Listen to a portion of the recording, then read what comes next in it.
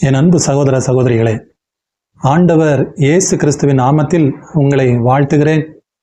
இந்த வாழ்வு தரும் உணவு பகுதிக்கு உங்களை நான் வரவேற்கிறேன். சென்ட் ஜூட் 74 சேனல் வழியாக ஆண்டவருடைய இறை வார்த்தையை உங்களுக்கு அறிவிப்பதிலே நான் மிகுந்த மகிழ்ச்சி அடைகிறேன். இன்றைய நாளிலே நாம் பார்க்க இருக்கிற செய்தி என்னவென்றால், திருமுழுக்கை குறித்து நாம் பார்க்க இருக்கிறோம். நாம் வெளியிடங்களிலே செல்கிற பொழுது மனிதர்கள் பல வகையான திருமுழுக்கை பற்றி பேசிக் கொண்டிருக்கிறதை நாம் கேட்க முடிகிறது. திருமுழுக்கு என்றால் என்ன? மூழ்கி திருமுழுக்கு பெற வேண்டுமா, அல்லது குழந்தை திருமுழுக்கு, குழந்தையிலே கொடுக்கப்படக்கூடிய திருமுழுக்கு போதுமா? சில நபர்கள் சொல்கிறார்கள், அந்த குழந்தை திருமுழுக்கு போதாது, நாம் மூழ்கிதான் திருமுழுக்கு பெற வேண்டும் என்று சொல்கிறார்கள். திருமுழுக்கை பற்றி பலவிதமான கருத்துக்களை பலவிதமான மனிதர்கள், போதகர்கள் போதிப்பதை நாம் கேட்டிருக்கிறோம்.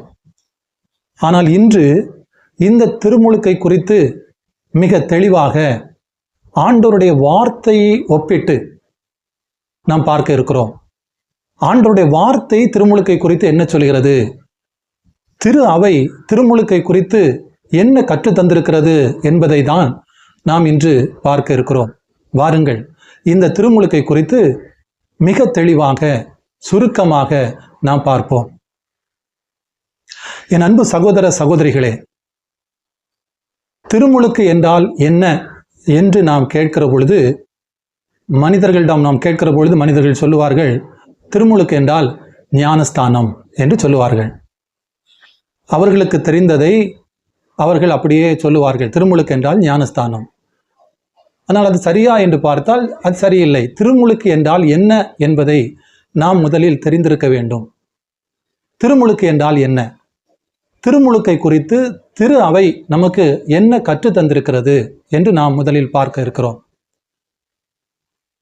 திருமுழுக்கை குறித்து திரு அவை என்ன சொல்கிறது என்றால், திருமுழுக்கு என்பது ஒரு மனிதனுடைய ஜென்ம பாவம் நீக்க பெறுவது.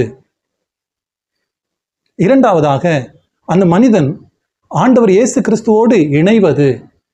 மூன்றாவதாக, கடவுளுடைய பிள்ளையாக மாற்றப்படுவது. நான்காவதாக, ஆண்டவருடைய வல்லமையை பெற்றுக்கொள்வது.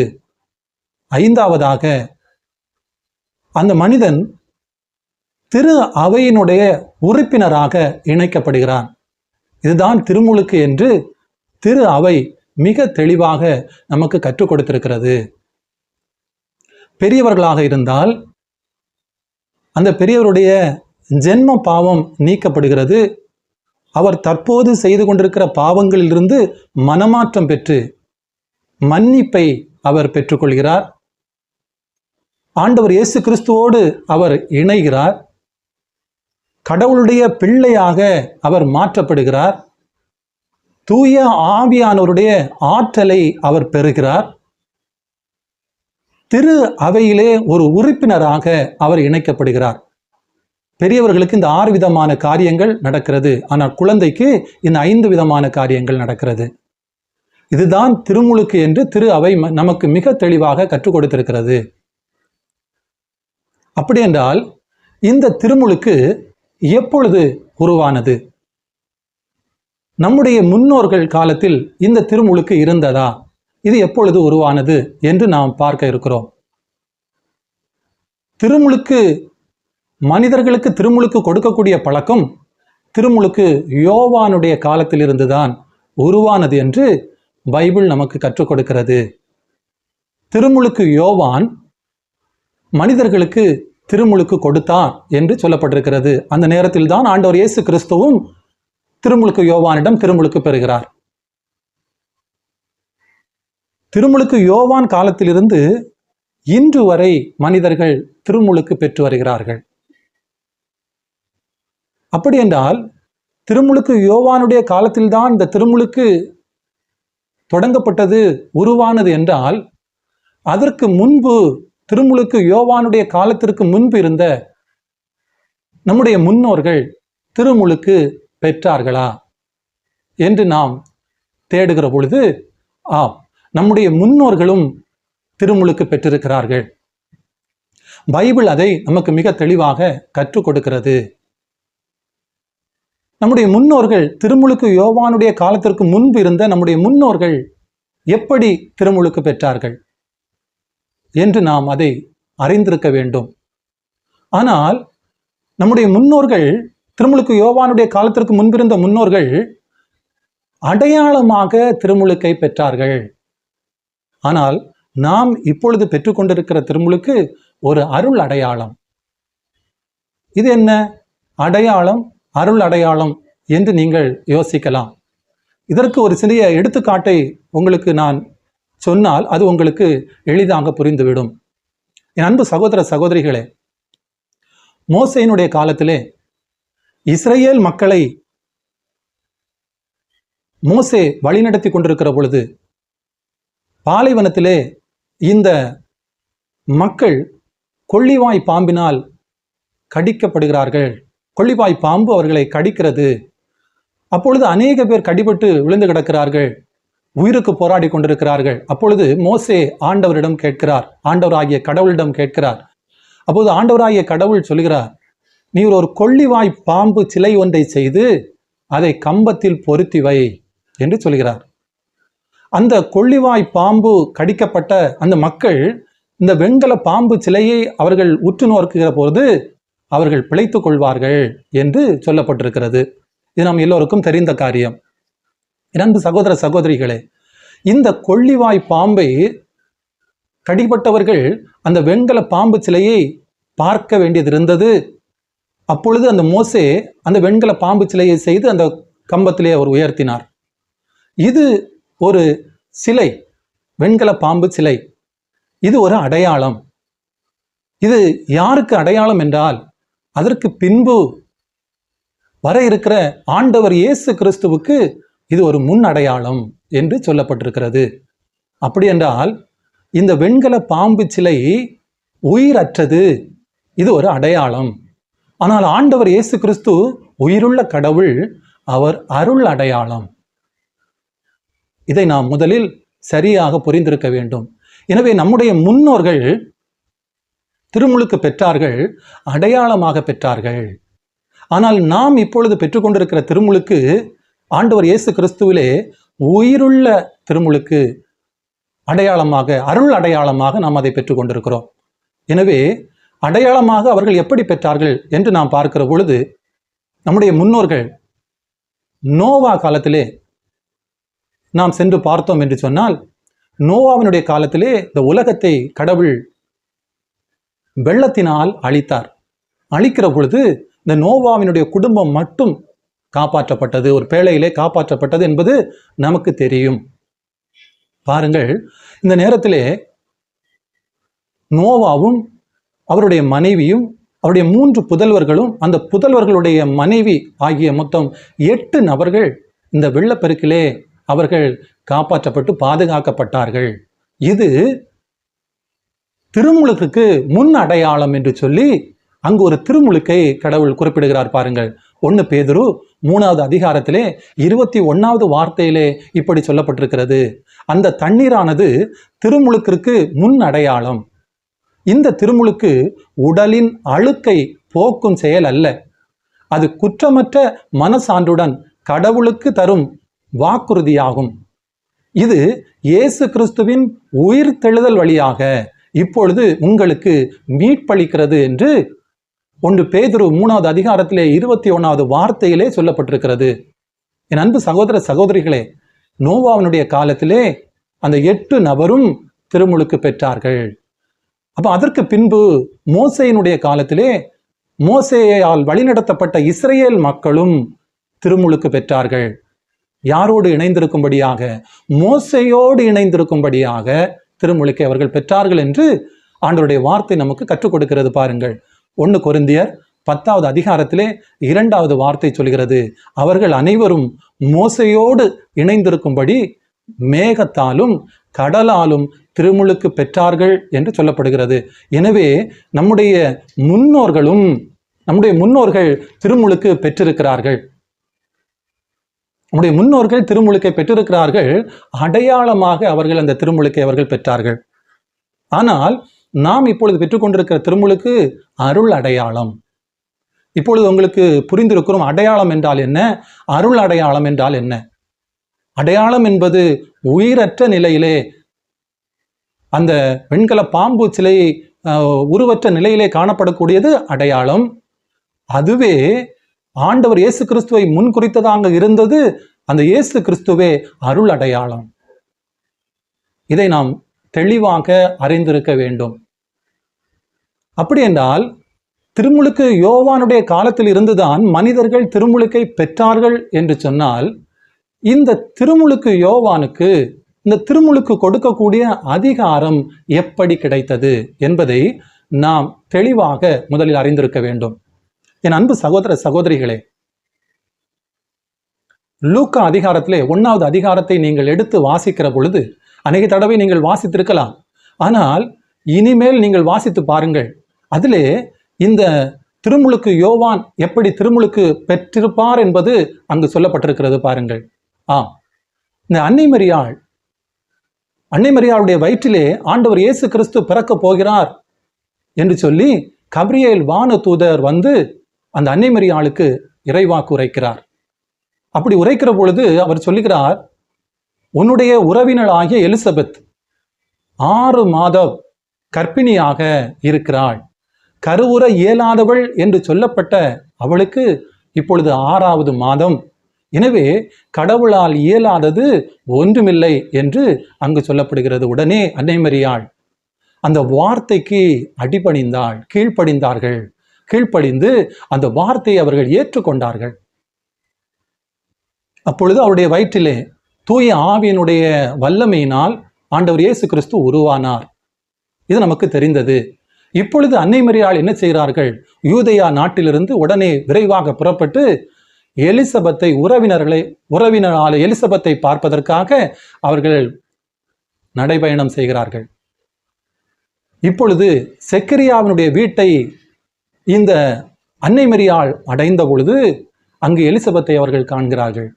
எலிசபெத்தை கண்டு எலிசபெத்தை இவர்கள் வாழ்த்துகிறார்கள். பாருங்கள், எலிசபெத்தை வாழ்த்துகிற பொழுது இந்த வாழ்த்தொலியானது எலிசபெத்தினுடைய காதிலே விழுந்த உடனேயே அவருடைய எலிசபெத்தினுடைய வயிற்றில் 6 மாத குழந்தையாக இருந்த திருமுழுக்கு யோவான், அந்த குழந்தை அக்களிப்பால் துள்ளினார் என்று சொல்லப்பட்டிருக்கிறது. என் அன்பு சகோதர சகோதரிகளே, இப்பொழுது திருமுழுக்கு யோவான் அந்த தாயினுடைய வயிற்றிலே, எலிசபெத் அந்த தாயினுடைய வயிற்றிலே அந்த தண்ணீரிலே அவர் இருந்து கொண்டிருக்கிறார். திருமுழுக்கு கொடுப்பதற்கு தண்ணீர் தேவை, அங்கு தண்ணீர் காணப்படுகிறது. இப்பொழுது அன்னை மரியாள் வழியாக ஆண்டவராகிய கடவுள் அந்த திருமுழுக்கு யோவானுக்கு அவருடைய ஜென்ம பாவத்தை நீக்கி அந்த வயிற்றின் உட்பகுதியில் இருக்கிற பொழுதே திருமுழுக்கு கொடுக்கிறார். பாருங்கள், தூய ஆவியினுடைய ஆற்றல் இறங்குகிறது. அந்த குழந்தை பேருவகையால் துள்ளிற்று என்று சொல்லப்படுகிறது. என் அன்பு சகோதர சகோதரிகளே, தாயினுடைய வயிற்றில் இருக்கிற பொழுதே இந்த திருமுழுக்கு யோவான் திருமுழுக்கு பெற்றார். அந்த ஜென்ம பாவம் அங்கு நீக்க பெற்று அவர் பிறந்து வளர்ந்து வருகிறார். பாருங்கள், எனவே இந்த உலகத்திலே ஜென்ம பாவம் வயிற்றிலே இருக்கிற பொழுதே நீக்க பெற்ற ஒரு குழந்தை, அதுதான் திருமுழுக்கு யோவான். இதை நாம் முதலில் தெளிவாக அறிந்திருக்க வேண்டும். இதை நமக்கு திரு அவை கற்றுக் கொடுக்கிறது. எனவே திருமுழுக்கு யோவானுக்கு இப்படிதான் இந்த திருமுழுக்கு கொடுக்கக்கூடிய அதிகாரம் ஆண்டவராகிய கடவுளால் கொடுக்கப்பட்டது. தாயினுடைய வயிற்றில் இருக்கிற பொழுதே கொடுக்கப்பட்டது. ஜென்ம பாவம் நீக்க பெற்றது. இப்பொழுது இந்த திருமுழுக்கு யோவான் வளர்ந்து வருகிற பொழுது அவருக்கு அந்த அதிகாரம் அவரிடமிருந்து செயலாற்றுகிறது. இப்பொழுதுதான் அந்த நாட்டிலே உள்ள யூதேயாவிலே எருசலேமிலே உள்ள மக்கள் அவரிடம் திருமுழுக்கு பெறுவதற்காக வருகிறார்கள். இந்த திருமுழுக்கு யோவான் எப்படி திருமுழுக்கு கொடுத்தார் என்று பார்க்கிற பொழுது இந்த திருமுழுக்கு யோவான் தண்ணீரினால் திருமுழுக்கு கொடுக்கிறார். அவர் மிக தெளிவாக கற்றுக் கொடுக்கிறதை நாம் பார்க்க முடிகிறது. தண்ணீரினால் நான் திருமுழுக்கு தருகிறேன் என்று சொல்கிறார். மத்தேயு 3வது அதிகாரத்திலே 11வது வார்த்தையிலே சொல்கிறார், நீங்கள் மனம் மாறுவதற்காக நான் தண்ணீரால் திருமுழுக்கு கொடுக்கிறேன். எனக்கு பின் ஒருவர் வருகிறார், அவர் என்னை விட வலிமை மிக்கவர். அவருடைய மிதியடிகளை தூக்கி செல்லக்கூட எனக்கு தகுதி இல்லை. அவர் தூய ஆவி என்னும் நெருப்பால் உங்களுக்கு திருமுழுக்கு கொடுப்பார் என்று தனக்கு பின்பு வருகிற ஆண்டவர் இயேசு கிறிஸ்துவை அவர் சுட்டி காட்டுகிறார். எனவே இந்த திருமுழுக்கு யோவான் தண்ணீரினால் மனிதர்களுக்கு திருமுழுக்கு கொடுத்தார். யாரெல்லாம் திருமுழுக்கு பெறுவதற்கு வந்தார்கள் என்று பார்க்கிற பொழுது மார்க் அதிகாரத்திலே 1:5 வார்த்தை சொல்கிறது, யூதேயாவினர் அனைவரும் எருசலேம் நகரினர் யாவரும் அவரிடம் சென்றனர். தங்கள் பாவங்களை அறிக்கையிட்டு யோர்தான் ஆற்றில் அவரிடம் திருமுழுக்கு பெற்று வந்தனர். ஆம் நண்பு சகோதர சகோதரிகளே, அந்த நாட்டிலே இருந்த அனைவரும், யூதேயாவினர், எருசலேமில் இருந்தவர்கள் எல்லோரும் தங்களுடைய பாவங்களை அறிக்கையிட்டு திருமுழுக்கு யோவானிடம் தண்ணீரினால் அவர்கள் திருமுழுக்கை பெற்றார்கள் என்று பைபிள் நமக்கு கற்றுக் கொடுக்கிறது. என் அன்பு சகோதர சகோதரிகளே, இந்த திருமுழுக்கு யோவான் காலத்தில் இருந்த ஆண்டவர் இயேசு கிறிஸ்து இப்பொழுது திருமுழுக்கு யோவானிடம் திருமுழுக்கு பெற வருகிறார். இந்த ஆண்டவர் இயேசு கிறிஸ்து ஏன் திருமுழுக்கு பெற வேண்டும்? ஏன் அவர் திருமுழுக்கு பெற வேண்டும்? அவர் திருமுழுக்கு யோவானிடம் எப்படி திருமுழுக்கு பெற்றார் என்பதையும் பைபிள் நமக்கு கற்றுத்தருகிறது பாருங்கள். என் அன்பு சகோதர சகோதரிகளே, ஆம், மத்தேயு 3வது அதிகாரத்திலே 16வது வார்த்தையிலே சொல்லப்பட்டிருக்கிறது, இயேசு திருமுழுக்கு பெற்றவுடனேயே தண்ணீரை விட்டு வெளியேறினார். உடனே வானம் திறந்ததையும் கடவுளின் ஆவி புறா இறங்குவது போல தம்மீது வருவதையும் அவர் கண்டார் என்று சொல்லப்பட்டிருக்கிறது. அதாவது என் அன்பு சகோதர சகோதரிகளே, திருமுழுக்கு யோவானிடம் திருமுழுக்கு பெற வரக்கூடிய இந்த ஆண்டவராகிய இயேசு கிறிஸ்து தண்ணீரிலே யோர்தான் ஆற்றிலே இறங்கினார் என்று சொல்லப்படுகிறது. அவர் அங்கு மூழ்கி எழும்பினார் என்று எந்த காரியமும் இல்லை. எனவே மற்ற மனிதர்கள் கூறுவது போல இங்கு நாம் எதையுமே சொல்ல முடியாது. அவர் மூழ்கி ஞானஸ்தானம் பெற்றார் என்ற எந்த குறிப்புமே இங்கு இல்லை. அவர் தண்ணீரிலே இறங்கினார், அவருக்கு திருமுழுக்கு யோவான் திருமுழுக்கு கொடுத்தார் என்று சொல்லப்படுகிறது. அப்படி என்றால் இந்த ஆண்டவராகிய இயேசு கிறிஸ்து திருமுழுக்கு பெற்றார், அப்பொழுது புறா இறங்கி வந்ததை கண்டார். இந்த இயேசு கிறிஸ்து ஏன் திருமுழுக்கு பெற வேண்டும்? இயேசு கிறிஸ்துவை பொறுத்தவரை அவர் ஜென்ம பாவம் இல்லாது பிறந்த ஒரு மனிதர், ஜென்ம பாவம் இல்லாது பிறந்தவர். அவரை பற்றி ஆண்டவருடைய வார்த்தை சொல்கிறது, அவர் பாவம் தவிர மற்றது அனைத்திலும் மனிதர்களைப் போல் வாழ்ந்தார் என்று சொல்லப்பட்டிருக்கிறது. அப்படி என்றால் இந்த இயேசு கிறிஸ்து ஏன் திருமுழுக்கு பெற வேண்டும்? அதற்கும் ஆண்டவருடைய வார்த்தை நமக்கு விடையை தருகிறது பாருங்கள். என் அன்பு சகோதர சகோதரிகளே, மத்தேயு 3வது அதிகாரத்திலே 14-15 வார்த்தைகள் அதற்கு நமக்கு விடை தருகிறது. யோவான் நான் தான் உம்மிடம் திருமுழுக்கு பெற வேண்டியவன், நீரா என்னிடம் வருகிறீர் என்று கூறி தடுத்தார். இயேசு இப்பொழுது விட்டுவிடும், கடவுளுக்கு ஏற்புடையவை அனைத்தையும் நாம் நிறைவேற்றுவதுதான் முறை என பதிலளித்தார். அதற்கு யோவானும் இணங்கினார் என்று சொல்லப்படுகிறது. என் அன்பு சகோதர சகோதரிகளே, இந்த ஆண்டவராகிய இயேசு கிறிஸ்து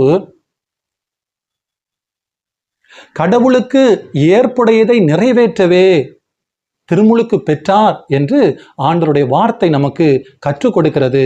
எனவே ஆண்டவர் திருமுழுக்கு யோவானிடமிருந்து திருமுழுக்கு பெற்றது கடவுளுக்கு ஏற்புடையதை நிறைவேற்றவே திருமுழுக்கு பெற்றார்.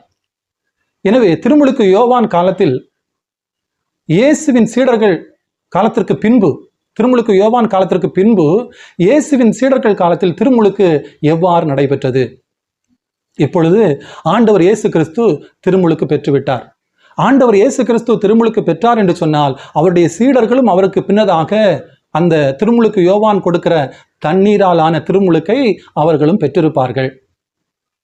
பெற்ற பிறகு ஆண்டவர் இயேசு கிறிஸ்து திருத்தூதர் பணிகள் 1:5 சொல்கிறார்,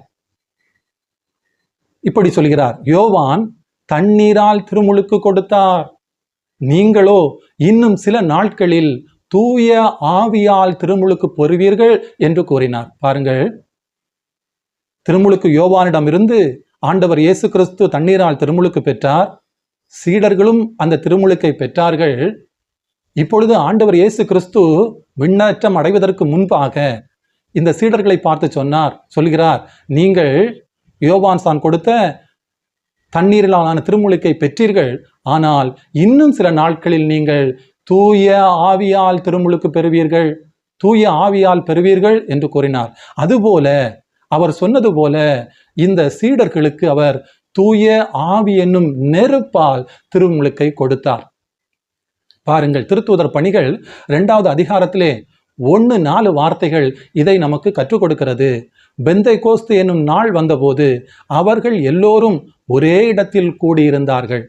திடீரென்று கொடுங்காற்று வீசுவது போன்று ஒரு இரைச்சல் வானத்திலிருந்து உண்டாகி அவர்கள் அமர்ந்திருந்த வீடு முழுவதும் ஒலித்தது. மேலும் நெருப்பு போன்ற பிளவுற்ற நாவுகள் ஒவ்வொருவர் மேலும் வந்து அமர்ந்ததை அவர்கள் கண்டார்கள். அவர்கள் அனைவரும் தூய ஆவியால் ஆட்கொள்ளப்பட்டனர். தூய ஆவியின் தூண்டுதலால் அவர்கள் ஒவ்வொருவரும் வெவ்வேறான மொழிகளில் பேசத் தொடங்கினார்கள் என்று சொல்லப்பட்டிருக்கிறது. இங்கு 120 சகோதர சகோதரிகள் அன்னை மரியாளுடைய அரவணைப்பிலே, அன்னை மரியாளுடைய தூண்டுதலிலே அவர்கள் ஒன்றிணைந்து பெந்தைகோஸ்தே அனுபவத்திலே இந்த ஆண்டவர் இயேசு கிறிஸ்து கொடுக்கிற தூய ஆவிங்கிற நெருப்பாலான திருமுழுக்கை அவர்கள் பெற்றார்கள். யோவான் தன்னுடைய திருமுழுக்கையும் பெற்றார்கள். இப்பொழுது ஆண்டவர் இயேசு கிறிஸ்து கொடுத்த தூய ஆவி ஆகிய நெருப்பு என்கிற திருமுழுக்கையும் அவர்கள் பெற்றார்கள். இப்படி பெற்ற இந்த சீடர்கள் தான் இயேசுவின் சீடர்கள். அதற்கு பிறகு எவ்வாறு மக்களுக்கு அவர்கள் திருமுழுக்கு கொடுக்கிறார்கள் பாருங்கள். இவர்கள் திருமுழுக்கை பெற்றுவிட்டார்கள். இதன் பிறகு இவர்கள் அவர்களுக்கு கூட இருந்த அவருடைய சீடர்களுக்கு இந்த திருமுழுக்கை அவர்கள் கொடுக்கிறார்கள். ஏனால் இவர்கள் அந்த அதிகாரத்தை பெற்றாச்சு. இந்த அதிகாரத்தை பெற்ற இவர்கள் இப்பொழுது மற்றவர்களுக்கு அந்த திருமுழுக்கை அவர்கள் கொடுக்கிறார்கள். எப்படி கொடுக்கிறார்கள் பாருங்கள். திருத்தூதர் பணிகள் 2வது அதிகாரத்திலே 38வது வார்த்தையிலே சொல்லப்பட்டிருக்கிறது, பேதுரு அவர்களிடம், நீங்கள் மனமாறுங்கள், உங்கள் பாவங்களிலிருந்து மன்னிப்பு பெறுவதற்காக ஒவ்வொருவரும் இயேசு கிறிஸ்துவின் பெயரால் திருமுழுக்கு பெறுங்கள், அப்பொழுது தூய ஆவியை கொடையாக பெறுவீர்கள் என்று அங்கு சொல்லப்பட்டிருக்கிறது. இப்படித்தான் பேதுரு அவருக்கு கீழாக இருந்த அவருடைய சீடர்களுக்கு அவர் திருமுழுக்கு கொடுக்கிறார். இந்த காரியத்திலே 2 விதமான காரியங்களை நாம் இந்த பைபிளிலே வார்த்தைகளை வாசிக்கிற பொழுது இருப்பதை நாம் காண முடிகிறது. பாருங்கள், எந்த 2 விதமான காரியம் பாருங்கள். ஒன்று, தூய ஆவியை பெறாமலேயே திருமுழுக்கை பெற்றிருக்கிறார்கள். 2வது, தூய ஆவியை பெற்றிருக்கிறார்கள் ஆனால் திருமுழுக்கை பெறவில்லை. இப்படி 2 விதமான காரியங்கள் பைபிளிலே சொல்லப்பட்டிருக்கிறது. இதை நாம் கவனிக்க வேண்டும். இது மிக முக்கியமான ஒரு காரியம். பாருங்கள், திருத்தூதர் பணிகள் 8வது அதிகாரத்திலே 16வது வார்த்தை இப்படி சொல்கிறது, அதுவரை அவர்களுள் யாருக்கும் தூய ஆவி அருளப்படவில்லை. ஆண்டவராகிய இயேசுவின் பெயரால் அவர்கள் திருமுழுக்கு மட்டும் பெற்றிருந்தார்கள் என்று சொல்லப்பட்டிருக்கிறது. என் அன்பு சகோதர சகோதரிகளே, தூய ஆவியை பெறாமலேயே அவர்கள் திருமுழுக்கை மாத்திரம் இயேசுனுடைய நாமத்தில் பெற்றிருந்தார்கள். அதற்கு பிறகு சீடர்கள் வந்து அவர்கள் மேல் கைகளை வைத்த பொழுது தூய ஆவி அவர்கள் மீது பொழியப்பட்டது. இது ஒரு நிகழ்வு. இன்னொரு நிகழ்வை பாருங்கள். அங்கிருந்த மக்கள் தூய ஆவியை பெற்றிருந்தார்கள் ஆனால் திருமுழுக்கை அவர்கள் பெற்றிருக்கவில்லை. ஆமென். அன்பு சகோதர சகோதரிகளே, பாருங்கள், திருத்தூதர் பணிகள் 10வது அதிகாரத்திலே 47-48 வார்த்தைகள் இப்படி சொல்கிறது, நம்மை போல தூய ஆவியை பெற்றுக்கொண்ட இவர்கள் தண்ணீரால் திருமுழுக்கு பெறுவதை யார் தடுக்க முடியும் என்று கூறி இயேசு கிறிஸ்துவின் பெயரால் அவர்களுக்கு திருமுழுக்கு கொடுக்க பணித்தார். பேதுரு பணித்தார். என் அன்பு சகோதர சகோதரிகளே, தூய ஆவி அங்கிருந்த மக்கள் மீது இறங்கி வந்துவிட்டது. ஆனால் அவர்கள் திருமுழுக்கை பெற்றிருக்கவில்லை. தூய ஆவியை பெற்றுவிட்டார்கள். தூய ஆவியை பெற்ற பிறகு அவர்களுக்கு திருமுழுக்கு கொடுக்கப்படுகிறது. இப்படி 2 விதமான நிகழ்வு. இதை நாம் சரியாக புரிந்திருக்க வேண்டும், அறிந்திருக்க வேண்டும். இந்த நிகழ்வுகளுடைய அடிப்படையிலே தான் பிரிவினை சபையில் உள்ளவர்கள் இந்த காரியங்களை வைத்துதான் நீங்கள் குழந்தை ஞானஸ்தானம் எடுத்தது அது சரியானது அல்ல, நீங்கள் மூழ்கி ஞானஸ்தானம் எடுக்க வேண்டும் என்று சொல்லி மக்களை குழப்புவதை நாம் பார்க்கிறோம்.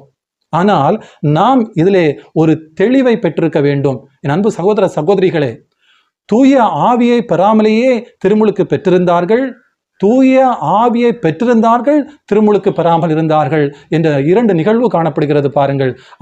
இந்த நான் சொல்ல போகிற இந்த காரியத்தை வைத்துதான் பிரிவினை சபையில் உள்ளவர்கள் மற்ற மக்களை குழப்பிக் கொண்டிருக்கிறார்கள். பாருங்கள், திருத்தூதர் பணிகள் 19வது அதிகாரத்திலே 1 முதல் 7 முடிய உள்ள வார்த்தைகள். அப்பல்லோ கொரிந்தில் இருந்தபோது பவுல் மலைப்பாங்கான பகுதி வழியாக எபேசு வந்தார். அங்கு அவர் சில சீடர்களை கண்டு அவர்களை நோக்கி, நீங்கள் நம்பிக்கை கொண்டபோது தூய ஆவியால் ஆட்கொள்ளப்பட்டீர்களா என்று கேட்டார். அதற்கு அவர்கள், தூய ஆவி என்று ஒன்று உண்டு என்று கூட நாங்கள் கேள்விப்பட்டதில்லையே என்றார்கள். அவ்வாறாயின் நீங்கள் எந்த திருமுழுக்கை பெற்றீர்கள் என பவுல் கேட்க, அவர்கள், நாங்கள் யோவான் கொடுத்த திருமுழுக்கை பெற்றோம் என்றார்கள். அப்பொழுது பவுல், யோவான் மனமாறிய மக்களுக்கு திருமுழுக்கு கொடுத்து தமக்கு பின்வரும் இயேசுவிடம் நம்பிக்கை கொள்ளுமாறு கூறினார் என்றார். இதை கேட்ட மக்கள் ஆண்டவராகிய இயேசுவின் பெயரில் திருமுழுக்கு பெற்றனர். பவுல் அவர்கள் மீது கைகளை வைத்ததும் தூய ஆவி அவர்கள் மேல் இறங்கியது. அப்பொழுது அவர்கள் பரவச பேச்சு பேசினர், இறைவாக்கும் உரைத்தனர். அங்கு ஏறக்குறைய 12 பேர் இருந்தனர் என்று சொல்லப்பட்டிருக்கிறது. என் அன்பு சகோதர சகோதரிகளே, இந்த பகுதியை நாம் தெளிவாக அறிந்திருக்க வேண்டும். இந்த பகுதியை வைத்துதான் பிரிவினை சபையில் உள்ளவர்கள் சாதாரண மனிதர்களை, தெரியாதவர்களை குழப்பிக் கொண்டிருக்கிறார்கள். நீங்கள் என்ன திருமுழுக்கை எடுத்தீர்கள்? யோவான் கொடுத்த திருமுழுக்கை எடுத்தோம். அப்படியா? அது சரியில்லை, வாங்கள் இப்படி மூழ்கி நீங்கள் திருமுழுக்கு எடுக்க வேண்டும் என்று சொல்லி குழப்புகிறார்கள். இந்த பகுதியை நீங்கள் தெளிவாக வாசித்தீர்கள் என்று சொன்னால், ஆண்டவருடைய சீடர்கள் முதலாக திருமுழுக்கு யோவான் கொடுத்த திருமுழுக்கை தான் அவர்கள் எடுத்திருந்தார்கள். இங்கும் புனித பவுல் சந்திக்கிற மக்களும் இந்த திருமுழுக்கு யோவான் கொடுக்கிற திருமுழுக்கை பெற்றிருந்தார்கள். அப்படி என்றால் இதில் தவறு ஒன்றும் இல்லை. ஏற்கனவே சீடர்கள் பெற்ற அதே திருமுழுக்கை தான் இந்த மனிதர்களும் பெற்றிருக்கிறார்கள். இப்பொழுது புனித பவுல் அவர்களுக்கு ஆண்டவர் இயேசு கிறிஸ்துவின் பெயரில் திருமுழுக்கு கொடுக்கிறார். இதைத்தான் அந்த ஆண்டவர் இயேசு கிறிஸ்து அந்த பெந்தேகோஸ்தே அனுபவத்திலே அவர்களுக்கு கொடுத்தார். இங்கே குழம்பி போவதற்கு எந்த ஒரு காரியமும் இல்லை. இந்த பகுதியை வைத்துதான் மனிதர்களை இந்த பிரிவினை சபை போதகர்கள் குழப்பிக் கொண்டிருக்கிறார்கள். இதை நாம் தெளிவாக அறிந்திருக்க வேண்டும். என் அன்பு சகோதர சகோதரிகளே, திருமுழுக்கு யோவான் கொடுத்த திருமுழுக்கை பெற்றிருந்தார்கள். இரண்டாவதாக புனித பவுல் ஆண்டவர் இயேசுவின் நாமத்தில் திருமுழுக்கு கொடுத்தார். அவர்கள் மீது கைகளை வைத்தார். அவர்கள் தூய ஆவியினால் நிரம்ப பெற்று பரவச பேச்சு பேசினார்கள், இறைவாக்கும் உரைத்தார்கள் என்று சொல்லப்படுகிறது. எனவே நாம் தெளிவாக இருக்க வேண்டும். இதில் எந்த குழப்பமான காரியமும் இல்லை. சீடர்கள் என்ன செய்தார்களோ, எப்படி செய்தார்களோ அதைத்தான் இந்த மனிதர்களும் செய்திருக்கிறார்கள். எனவே இதை தெளிவாக அறிந்திருந்தால்தான் நம்முடைய திரு அவை என்ன நமக்கு போதிக்கிறது, என்ன கற்றுக் கொடுக்கிறது என்பதை நாம் மிக தெளிவாக அறிந்து கொள்ள முடியும். நம்முடைய கத்தோலிக்க திரு அவையிலே காணப்படக்கூடிய 7 விதமான அருள் அடையாளங்கள் என்னென்ன, இதை நீங்கள் அறிந்திருக்க வேண்டியது உங்களுக்கு தெரியும். இருந்தாலும் இதை நான் நினைவுபடுத்துவது என்னுடைய கடமையாக இருக்கிறது. நம்முடைய திரு அவை மனிதர்களுக்கு கொடுக்கிற 7 விதமான அருள் அடையாளங்கள் என்ன பார்ப்போம். முதலாவதாக திருமுழுக்கு, இரண்டாவதாக நற்கருணை, மூன்றாவதாக உறுதி பூசுதல், நான்காவதாக ஒப்புரவு, ஐந்தாவது குருத்துவம், ஆறாவது திருமணம், ஏழாவது நோயில் பூசுதல் ஆகிய இந்த 7 விதமான காரியங்களை திரு அவையானது ஒவ்வொரு மனிதருக்கும், குழந்தைக்கும் பெரியவர்களுக்கும் கொடுக்கிறது. இந்த 7 விதமான அருள் அடையாளங்களை கொடுக்கிறது. அதில் முதலில் நாம் பெறுவதுதான் திருமுழுக்கு. எனவே இந்த திருமுழுக்கை குறித்த தெளிவு நமக்கு வேண்டும். கத்தோலிக்க திரு அவை திருமுழுக்கு எப்படி கொடுக்கிறது, யார் யாருக்கு கொடுக்கிறது என்பதையும் நாம் தெரிந்திருக்க வேண்டும். கத்தோலிக்க திரு அவை திருமுழுக்கை எப்படி கொடுக்கிறது பாருங்கள். மத்தேயு 28வது அதிகாரத்திலே 19வது வார்த்தையின்படி கொடுக்கிறது. நீங்கள் போய் எல்லா மக்களினத்தாரையும் சீடராக்குங்கள், தந்தை மகன் தூய ஆவியார் பெயரால் திருமுழுக்கு கொடுங்கள். இந்த வார்த்தையின்படிதான் திரு அவை ஒவ்வொரு மனிதனுக்கும் திருமுழுக்கு கொடுத்து கொண்டிருக்கிறது. அது யார் யாருக்கெல்லாம் கொடுக்கிறது என்று பார்த்தீர்கள் என்று சொன்னால், குழந்தைகளுக்கு கொடுக்கிறது, பெரியவர்களுக்கும் கொடுக்கிறது. ஆமென் அன்பு சகோதர சகோதரிகளே. அப்படி என்றால் இந்த குழந்தை திருமுழுக்கு ஞானஸ்தானம் கொடுப்பது சரிதானா? திரு அவை இதை செய்து கொண்டிருக்கிறதே, இது சரிதானா? இதை எப்படி ஏற்றுக்கொள்ள முடியும் என்று நமக்கு ஒரு கேள்வி எழலாம். இது மிகவும் சரியான ஒரு காரியம், மிகவும் சரியான ஒரு காரியம். ஏனென்றால் பின்பு வரக்கூடிய காரியங்களை நீங்கள் பார்த்தீர்கள் என்று சொன்னால், இந்த காரியம் ஏற்படுத்தப்பட்டது ஒரு அற்புதமான காரியம் என்பதை நீங்கள் புரிந்து கொள்ள முடியும். பாருங்கள், கத்தோலிக்க திரு அவையில் குழந்தைகளுக்கு திருமுழுக்கு கொடுக்கும் வழக்கம் எப்பொழுது உருவானது, எப்படி உருவானது என்பதை நாம் அறிந்திருக்க வேண்டும். என் அன்பு சகோதர சகோதரிகளே, கிபி 15ஆம் நூற்றாண்டில் இருந்துதான் குழந்தைகளுக்கு திருமுழுக்கு கொடுக்கிற பழக்கம் உருவானது. திருத்தூதர் பணிகள் இதை குறித்து 2 விதமான காரியங்களை நாம் பார்த்து நாம் தெளிவு ஏற்படுத்தலாம், தெளிவை பெறலாம். திருத்தூதர் பணிகள் 16வது அதிகாரத்திலே 32, 33 வார்த்தைகள் இப்படி சொல்கிறது. பின்பு அவர்கள் ஆண்டவரின் வார்த்தையை அவருக்கும் அவரின் வீட்டில் இருந்தோர் அனைவருக்கும் அறிவித்தார்கள். அவ்விரவு நேரத்திலேயே அவர் அவர்களை கூட்டி சென்று அவர்களின் காயங்களை கழுவினார். பின்பு அவரும் அவரை சார்ந்தவர்களும் திருமுழுக்கு பெற்றார்கள் என்ற ஒரு பகுதி நமக்கு சொல்லப்படுகிறது. என் அன்பு சகோதர சகோதரிகளே, அந்த காலத்திலே பவுல் நன்கு உதைக்கப்பட்டு அடிக்கப்பட்டு சிறையிலே அவர் தள்ளப்பட்டிருக்கிறார். சிறை காவலர்கள் அவரை பாதுகாத்து கொண்டிருக்கிறார்கள், சிறையிலே வைத்திருக்கிறார்கள். இப்பொழுது அந்த சிறையில் உள்ள சிலை அதிகாரிகளுக்கு இந்த புனித பவுல் ஆண்டவரை பற்றி எடுத்து சொல்கிற பொழுது அந்த சிறை காவலர்கள் ஒரு நபர் மனமாற்றம் பெறுகிறார். மனமாற்றம் பெற்று உடனேயே அவருக்கு அந்த பட்ட காயங்களை எல்லாம் அவர் கழுவி கொடுக்கிறார். கழுவி கொடுக்கிறது மாத்திரம் அல்ல, நாங்கள் என்ன செய்ய வேண்டும் என்று அவர் கேட்ட பொழுது புனித பவுல் சொல்கிறார், நீங்கள் ஆண்டவர் இயேசுவின் பெயரால் திருமுழுக்கு பெற வேண்டும். உடனேயே அந்த நபர் என்ன பண்ணுகிறார், அவரும் அவரை வீட்டில் உள்ள எல்லோருமே ஆண்டவர் இயேசு கிறிஸ்துவின் பெயரால் திருமுழுக்கு பெற்றார்கள் என்று சொல்லப்படுகிறது. இந்த பகுதியை வாசிக்கிற பொழுதுதான் ஒரு உண்மை புரிகிறது. அந்த குடும்பத்திலே ஒரு நபர் மனமாற்றம் பெற்ற உடனேயே அந்த குடும்பம் முழுவதும் திருமுழுக்கு பெறுகிறார்கள் என்று சொன்னால், அந்த குடும்பத்திலே பெரியவர்கள் இருந்திருப்பார்கள், அவருடைய மனைவி, சிறு குழந்தைகள், சிறு பிள்ளைகள் எல்லோரும் இருந்திருப்பார்கள்.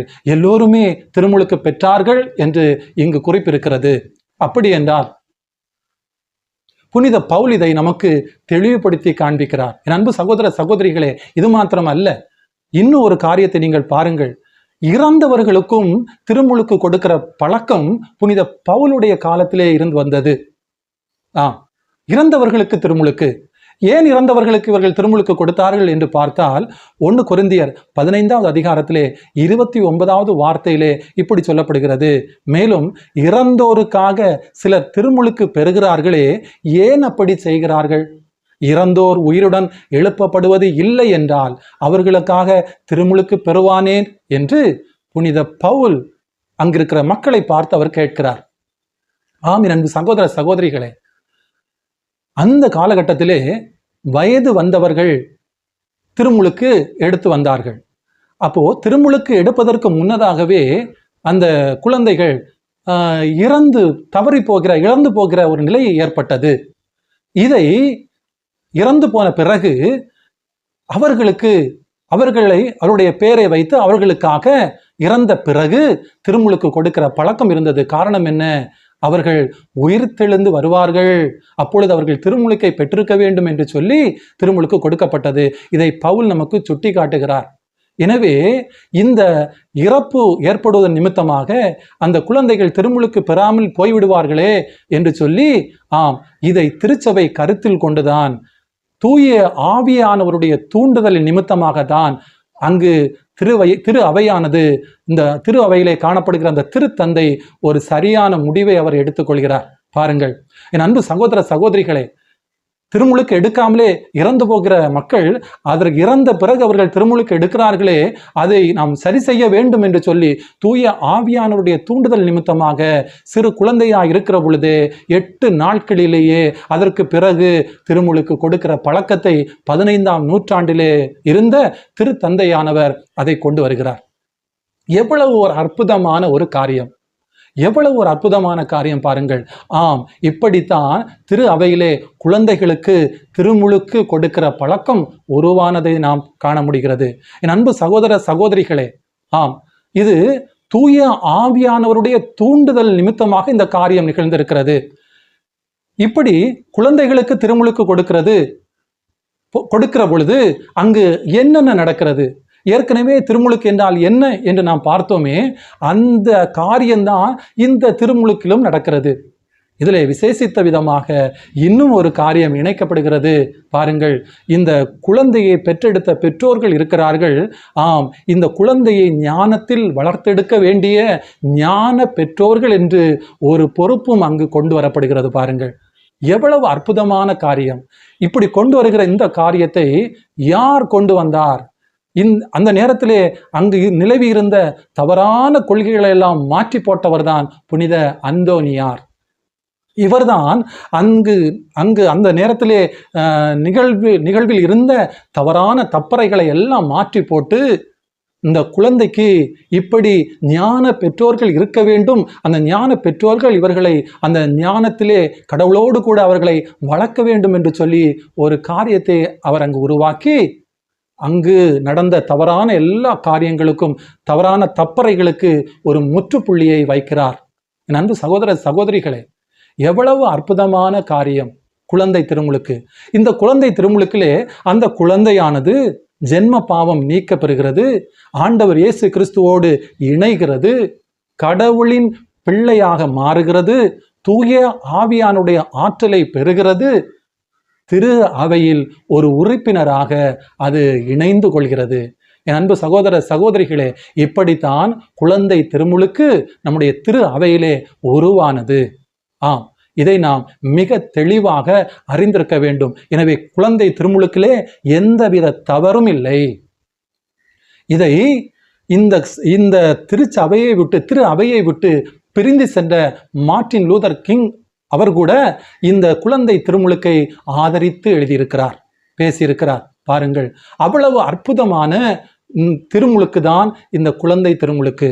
எனவே நாம் இந்த குழந்தை திருமுழுக்கை பெற்றிருக்கிறோம் என்று சொன்னால், இதற்கு பின்பாக நாம் ஏதேனும் திருமுழுக்கை பெற வேண்டுமா என்றால் எந்த திருமுழுக்கையும் பெற வேண்டிய அவசியமில்லை. நமக்கு கொடுக்கப்பட்டிருக்கிறது ஒரே திருமுழுக்கு தான்.